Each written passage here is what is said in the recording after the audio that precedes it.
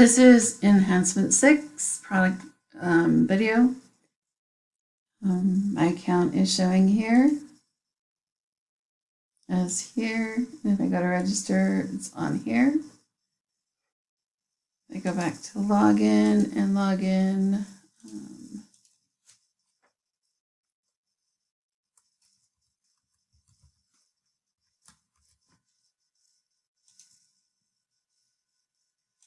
You can see that it is in logout here, and it's Daphne Duck, and it's client level 1.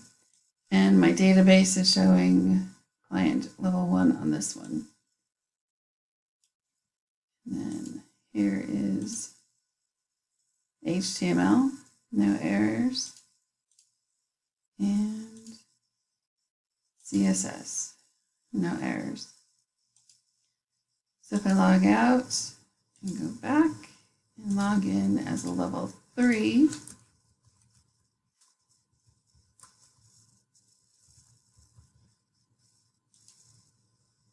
can see that I'm a client level 3.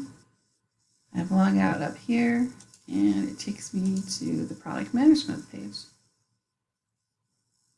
Thanks for watching.